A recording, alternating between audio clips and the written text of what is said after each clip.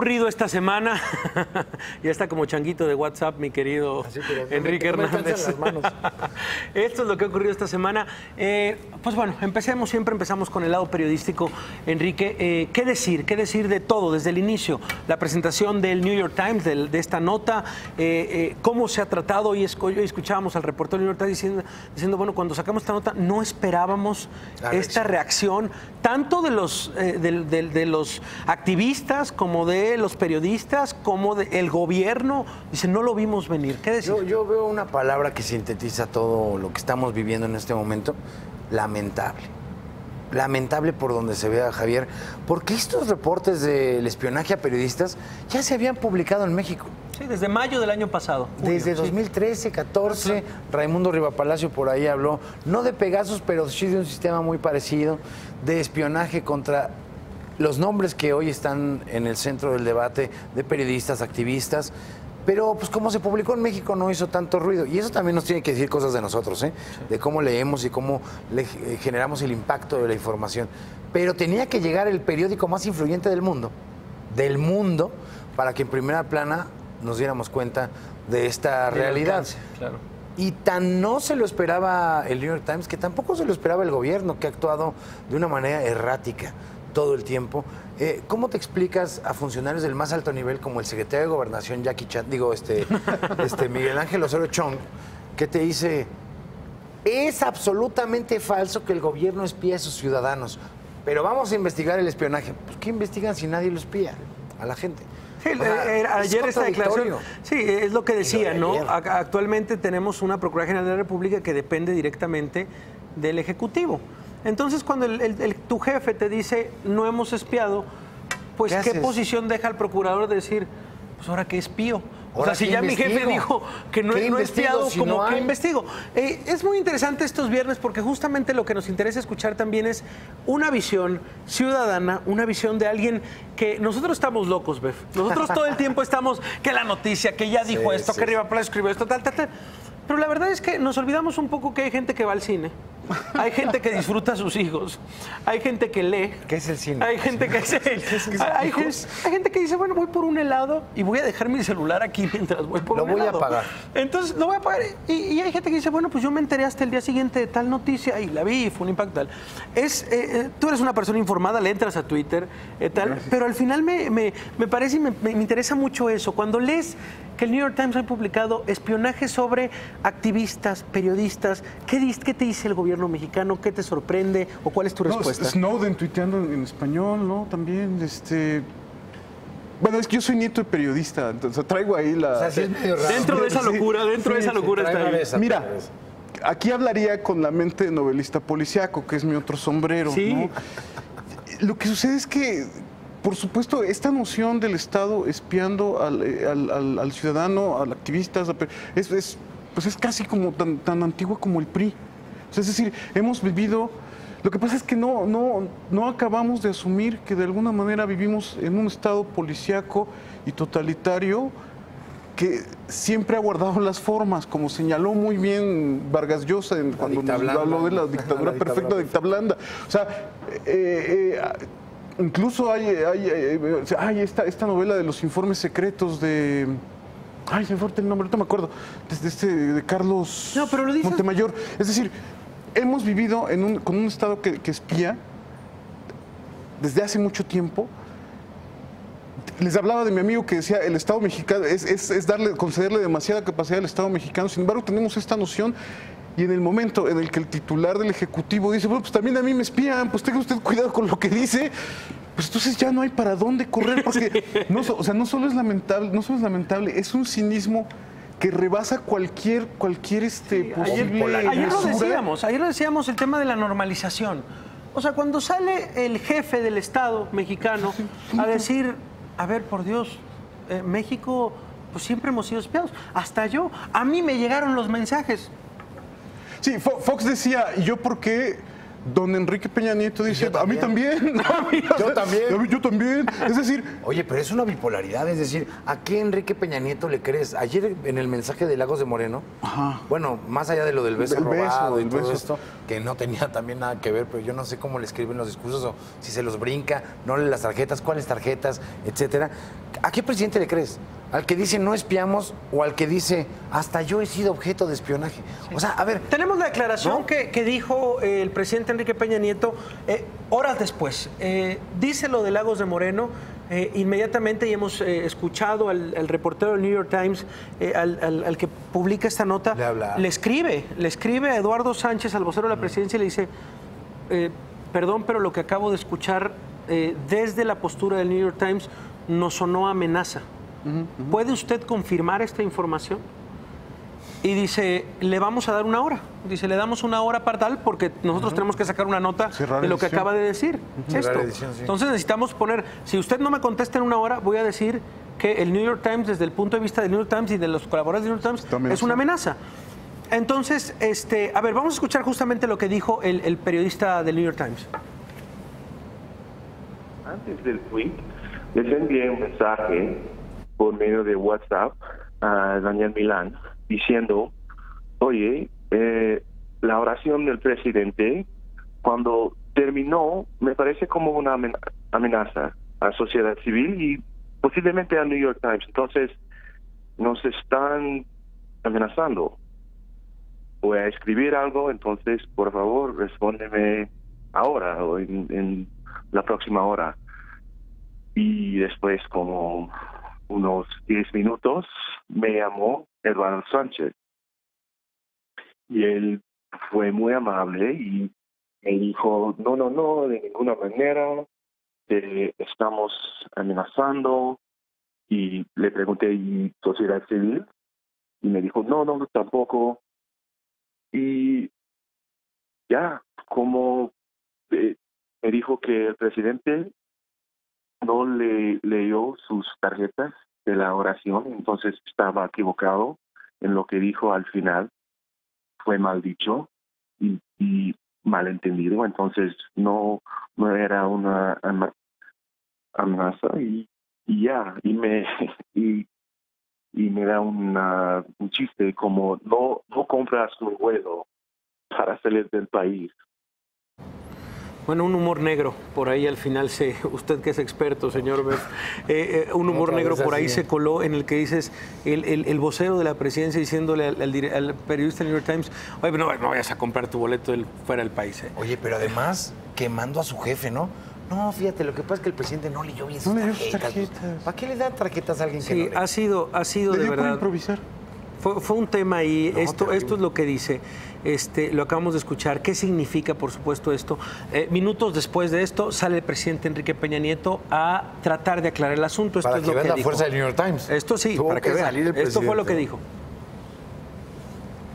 Este tipo de afirmaciones no viene más que de una especulación a partir de equipo que el gobierno adquirió y que el gobierno no ha rechazado haber adquirido. El gobierno se ha hecho de tecnologías precisamente con un solo propósito: combatir el crimen organizado, hacer labor de inteligencia para preservar condiciones de seguridad que deben de prevalecer en nuestro país. Entonces, ¿ninguna represalia contra quienes lo han... No lleven a que yo diga lo que nunca he señalado, ni siquiera he dado como indicación. ¿Por qué habría de tener alguna acción en contra de la libertad de expresión? Todo lo contrario, estamos para generar las mejores condiciones en favor de la libertad de expresión y del respeto a la misma.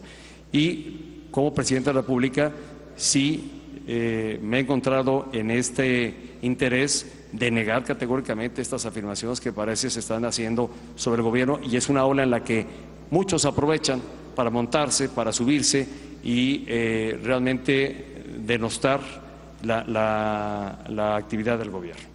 Eso fue lo último lo más reciente que ha dicho el presidente respecto al tema del gobierno espía. Pero más allá de caer en este tema, en estas últimas declaraciones de que si no lo dijo, de que no lo dijo, ¿qué decir de una sociedad justamente que está bajo el asedio? ¿Por qué? La pregunta tal vez de la gente en redes es, ¿cómo saben que es el gobierno? ¿Por qué señalan al gobierno? Bueno, las organizaciones como Red, como R3D, las organizaciones como...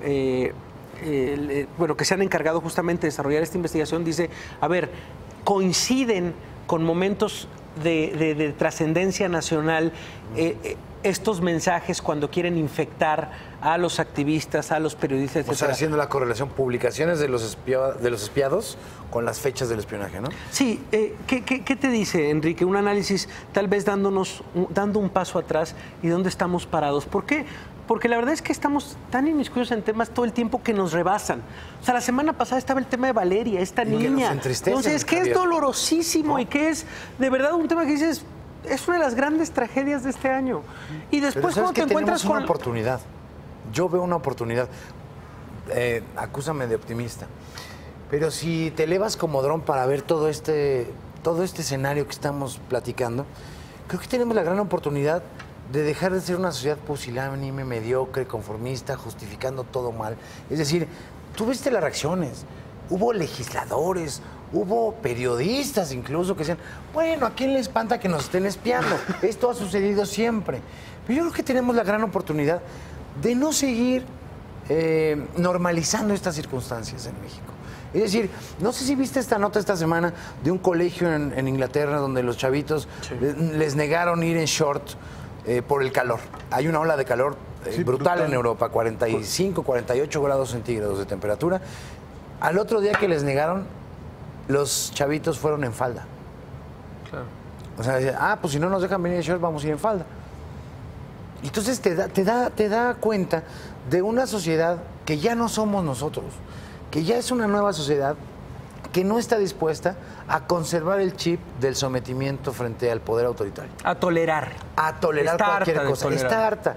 Y yo creo que esa es la gran oportunidad que tenemos como sociedad, de denunciar, de hablar los temas. Hace 15 o 20 años no hubiéramos estado en la televisión hablando de las declaraciones del presidente como no podríamos. Mira, me recordó justo lo que decía Bev hace unos minutos, decía, bueno, siempre ha estado el Estado haciendo esto.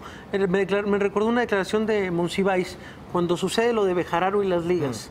Le preguntan a Carlos Monsiváis y dice él, bueno, el problema es que los del PRD no son cuidadosos.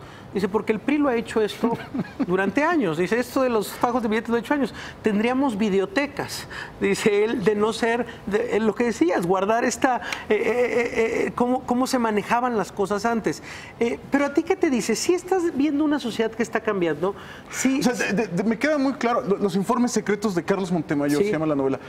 Me queda muy claro que hay una sociedad con, o sea, que el famoso clicktivismo está permitiendo un despertar en muchas áreas de la sociedad que no eran posibles hasta hace poco. O sea, el hecho de que ahora tú puedas interpelar, aunque no te haga caso, pero que puedas interpelar a un funcionario a través del Twitter, del Facebook. En la Universidad de Cancún. Sí, claro. Es un primer paso a una sociedad que debe ser crecientemente más participativa. Yo creo que hay mucho miedo. O sea, al final... A ver, pones una palabra, yo creo, fundamental en la sociedad actual, la palabra miedo. ¿Hay miedo en la sociedad mexicana? Sí, por supuesto. Sí. Tú tienes un video, es una sociedad que en este momento está totalmente dejada a su suerte porque no hay instituciones confiables. O sea, un gobierno que se contradice a sí mismo en un par de horas no es una institución confiable porque no tenemos ningún marco de seguridad. Todos los días marca, lo que ya tristemente se ha vuelto una sección aquí en tu programa de el asalto del día. O sea, tú sabes que vas a salir y no tienes ninguna garantía de que vas a regresar completo. ¿O cómo? No tenemos ninguna seguridad como de procuración de justicia. Hablabas de Valeria, que estremeció a la nación. Y después de todo este desenlace espantoso, seguimos dudando qué sucedió de verdad. O sea, ante ninguna certeza y ante ese miedo, lo que queda, en un principio empieza como esta primera respuesta, que yo creo que idealmente debería convertirse en participación más activa. O sea, no es suficiente que la gente se indigne en las redes sociales, pero creo que es un buen principio de algo que debe crecer y que se debe promover sobre todo, bueno, especialmente ustedes que trabajan en medios, pero en todos los niveles, yo fui profesor universitario mucho tiempo, de la gente que digamos, de los que no nos compramos el boletín oficial, y que somos muchos, o sea, ya no somos tan poquitos. Hace 20 años eran muy pocos, las voces como que cuestionaban eran muy pocos, ahora son cada vez más, y además son desde muchas posiciones. Había este vicio izquierdoso de que si no venías de este lado, entonces eras vendido al gobierno. Pero hay gente crítica también en la derecha, hay gente crítica en el centro. Y a mí me parece eso importante, o sea, me parece importante. Sí, hay diferentes frentes ya. O sea, y válido, o sea, pero al final todos lo que queremos es esto, un gobierno. Pues no el gobierno que queremos, un gobierno responsable, un gobierno que se haga responsable de sus acciones. Esto lo conecto, Enrique, porque has durante 10 años hecho un programa de sátira política, de crítica política, de incomodidad política. Eso es algo que se agradece, por lo menos lo agradecemos nosotros, mi generación. El Hueso marcó parte del periodismo hacia dónde tenemos que ver o hacia dónde teníamos que ver. Y lo quiero conectar porque hace 10 años hubiera sido impensable una candidatura ciudadana, por ejemplo. Sí, no. O una candidatura que alguien dijera, bueno, ¿y si me aviento yo? O gente que dice, basta de lo que pasó en el Estado de México, estoy exigiéndole al INE que fiscalice bien. Creo que en su momento, hace 12 años, en el 2005, 2006, veníamos de un gobierno, el primero de la alternancia política mexicana, que fue más o menos eso. Digo más o menos porque, bueno, finalmente Vicente Fox ni era panista, era gerente de Coca-Cola, había sido gobernador de Guanajuato, había puesto en las orejas boletas fraudulentas del 88 y hablaba con las patas. Básicamente, pues, cualquier presidente que hemos tenido. Pero creo que sí fue algo muy ciudadano por el movimiento que se generó. Y ese fue el primer candidato ciudadano sin serlo. Hoy esa figura creo que va para abajo, desgraciadamente. Después del arrase del Bronco, en las elecciones pasadas, pues todos los ¿Tuviste esta semana a tres figuras interesantes? A mí me parecen 3 figuras interesantes. La que más me parece interesante es Emilio Álvarez y Casa. Sin duda. Mira, ahí están las imágenes justamente de lo que pasó esta semana en W Radio. Cuéntanos, ¿qué tal esta experiencia? Noroña, Ferriz y Emilio. Y yo hubiera pensado, de esta mesa van a salir chispas. Salieron más coincidencias que chispas. Es que al final nos parecemos más, queremos lo mismo. Pero es impresionante. Derecha, izquierda y centro. No sabes qué impresión me dio el ¿Qué hecho de que coincidieran los ahí? tres, sí, que estamos en un país con la institucionalidad rota, con las relaciones sociales rotas, con la credibilidad rota. Y eso es muy peligroso. Hay datos del INEGI y hay una encuesta de credibilidad. La sociedad no cree ni en el vecino. 72% de la gente no cree en su vecino. Entonces, si dejamos de creer en todo, creo que es un caldo de cultivo para quienes se aprovechan de violentar lo que queda de las instituciones. Entonces, estamos en ese punto de no retorno. Sí. O somos los niños ingleses que van a protestar en falda a la escuela porque no los dejan ir en short ante un calor excesivo, o somos los niños que pues se meten al salón y pues, se abanican con los cuadernos porque pues no queda de otra, porque así lo dijo el profesor. Esto del vecino, qué fotografía, ¿no? Pero es una fotografía impresionante, ¿no? No, pero lo que pasa es que es una crisis profunda. Yo creo, ahora que fue el aniversario de, hablando de periodistas amenazados de Manuel Buendía. De Manuel Buendía, pues es que hemos estado en una espiral descendente muy lenta que no pudimos ver hace 33 años y ahora que estamos ya, o sea, que aparentemente ya no queda, ya, a mí me da terror pensar qué queda hacia abajo. Y yo creo que deberíamos empezar a pensar, bueno, vamos, ya no vamos a dejar de cavar hacia abajo, vamos a empezar a construir hacia arriba. Pero como novelista, ¿no sería interesantísimo plantear una novela ficción? O tal vez no, claro, realidad ficción, donde dices, a ver, Manuel Buendía, ¿no? Hace 30 años. Y hoy tenemos 134 Manuel Buendías. Sí, Javier Valdés. O sea, 134 o 140 o los que estén contabilizándose. Y contando, eso es lo grave. Y contando. ¿Por qué eso es lo grave? O sea, si hubiera habido Internet, Periscope, Twitter hace 30 años. Sí, tal vez, no lo sabemos, pero lo que sí queda claro es que se está cambiando. O sea, es lo que... Sí, solo que cambia muy lentamente. A veces pienso, esto es ya como a bote pronto, pero a veces pienso que los periodos de 6 años nos han hecho mucho daño. Quizá quizás si fueran más breves podríamos tener cambios más. O el más presidencialismo, o la falta de segunda claro. vuelta, o la falta de un gobierno semiparlamentario, quizá, ¿no? O la falta de una democracia, ya si nos ponemos muy. O la falta de exquisitos, ¿no? O la falta. No, ¿Sabes qué? No era absoluta penal. razón. No era penal. No, Mira, yo propondría la videoreferencia arbitral para la política. para la O sea, política. así de, a ver, ¿fue fraude o no? Que revisen los videos, no, que revisen el discurso del presidente. Pero que funcione, Ine. Bueno, ahorita vamos a hablar de eso. Este es el primer tema, me parece que lo abordamos justamente ahí en los puntos que teníamos que tocar. El tema del espionaje fue fundamental. Antes de irnos a corte, vamos justamente con el comentario que hacía el presidente, esta anécdota que en redes por lo menos explotó las redes porque no logramos captar la conexión entre estas dos ideas en lo que yo calificaba yo como una declaración muy rara. Una república amorosa. Una república amorosa. ¿A quién? Ya le ¿Dónde está hemos robando. escuchado Mira, ¿de eso? dónde sale? ¿Dónde ¿Dónde hemos brincan escuchado eso? Vamos a escucharlo. De hecho, ¿Cómo no se me habría de olvidar? Venía mi esposa acompañándome en esa gira y en un gran evento multitudinario que tuvimos aquí en Lagos de Moreno, se acercó una bella muchacha, de las muchas que hay aquí en Lagos de Moreno, muchísimas muchachas, y me plantó un beso en la boca, de frente, y se echó a correr. Ya nunca supe quién fue. Mi esposa fue testigo de ello. Y pues esto acompaña obviamente la memoria, el compromiso que tengo con el presidente de apoyar el desarrollo de toda esta región. El que entendió, el que no, pues bueno, hace la cara de Enrique Hernández de este momento. yo creo que el estado que menos le favorece a Peña Nieto es el estado de Lagos de Moreno. Que ya no vaya, es una gran idea. Yo creo que ya. Coordinador algo de pasa asesores, ahí, algo coordinador pasa. de asesores. Nosotros vamos a una pausa. Regresamos, todavía hay mucho de qué hablar en esta notadura. Está el maestro Beth con nosotros, está Enrique Hernández.